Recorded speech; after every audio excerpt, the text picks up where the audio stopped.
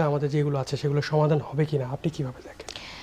পানি তো আসলে খুবই কন্ট্রোভার্সিয়াল একটা ইস্যু। হ্যাঁ, আমরা যতই বলি পানি আমাদের জীবন, পানি কিন্তু আসলে আমাদের এই সাবকন্টিনেন্টে আমাদের মরণেরও কারণ। হ্যাঁ, এবং পানির সাথে কিন্তু আপনার আবেগ আছে, আপনার নিষ্পেষণের গল্প আছে। যখনই আপনি একটা দেশের সাথে অনেক একটা বৃহৎ শক্তির সাথে অনেক ইন্টারন্যাশনাল রিভার শেয়ার করবেন, 54টা বলে আসলে কিন্তু আরও অনেক নদী আমরা শেয়ার করি তাদের সাথে, এবং কথা বলি কিন্তু 3-4টা নিয়ে, আর বাদ বাকিগুলো নিয়ে কিন্তু কোনো কথা বলি না। তো যেখানে নিষ্পেষণের গল্প আছে, শোষণের গল্প আছে, এবং বৃহৎ একটি শক্তি আপনার গলা টিপে ধরার চেষ্টা করবে পানি নিয়ে, এই ব্যারেজটা যেটা তৈরি হচ্ছে, ব্যারেজ নিয়ে আসলে আমি যেহেতু পরিবেশ পড়াই, ব্যারেজ নিয়ে কথা বলতে গেলে প্রত্যেকটা ব্যারেজের বা ড্যামের বলেন না কেন, এটার অনেক নেগেটিভ সাইড আছে। কিন্তু যখনই আপনি একটা দেশের উন্নয়নের কথা ভাববেন বা টেকনোলজি যে জায়গাতে গেছে, সেই জায়গাতে কিন্তু এইগুলোকে পাশ কাটিয়ে যে আপনাকে দেখতে হবে যে ক্ষতির পাল্লাটা বেশি কিনা পরিবেশগতভাবে। একটা মিনিমাম জায়গায় পরিবেশের ক্ষতিকে ব্যালেন্স করে আসলে এগুলো করা হয়। এবং বাংলাদেশে পানি নিয়ে যা হয়েছে, দেখেন এরকমই তো একটা ব্যারেজ হয়েছিল, যেটা গত 16 তারিখে লং মার্চের একটা ভাসানির লং মার্চ ছিল না, ফারাক্কা ব্যারেজ।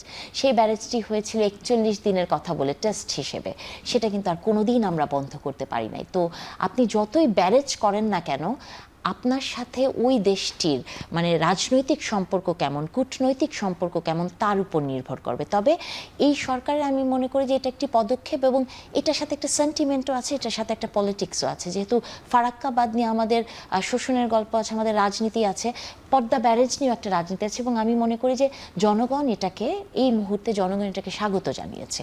যে আপনি দেখেছেন ব্যারেজের ঘোষণা আসার পরেই কিন্তু অনেক মানুষ এটাকে স্বাগত জানিয়েছে, এবং আমরা কিন্তু এক ধরনের প্রাইড মনে করছি এটা আমাদের, যে আমরাও দেখাতে পারবো ভারতকে। তো এই ধরনের দেশপ্রেম দেখানোটাও রাজনৈতিক সরকারের জন্য গুরুত্বপূর্ণ। তবে ব্যারেজ নিয়ে ওই কথাটাই আমি বলতে চাই যে ফারাক্কার যে ফাঁদে আমরা পড়েছি, এবং আপনি জানেন ডিসেম্বরের 12 তারিখে চুক্তিটা শেষ হয়ে যাবে, আমাদের 30 বছর চুক্তি।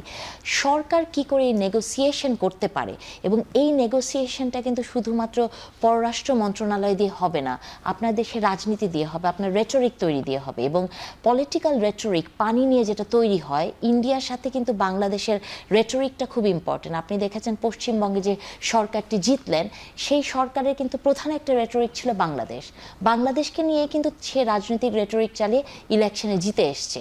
তো সেই রেটরিকটাও আমাদের তৈরি করতে হবে। তার মানে পানির হিস্সা যেরকম আমাদের দরকার, এটার যেমন একটি এনভায়রনমেন্টাল ইম্প্যাক্ট আছে, এটার পলিটিক্যাল ইম্প্যাক্টটা অনেক বেশি আমাদের মতো সেন্সিটিভ দেশে।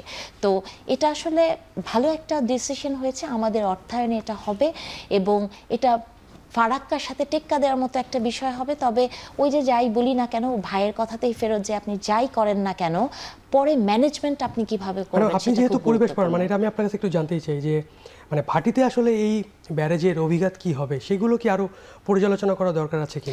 আমার ধারণা কি, বাংলাদেশে তো একটা নদী কমিশন আছে, এবং ফারাক্কার যেহেতু প্রবলেমটা আমরা এত বছর ধরে ফেস করেছি, আমরা কিন্তু মোটামুটি জানি, এবং নদী কমিশনেরও অনেক রিসার্চ আছে। এবং পার্টিকুলারলি পদ্মা ব্যারেজকে নিয়ে যদি আপনি বলেন, পদ্মা নিয়ে প্রচুর রিসার্চ হয়েছে, পদ্মা নিয়ে আমাদের অনেক ধরনের অ্যানালাইসিস হয়েছে, সবসময় হচ্ছে।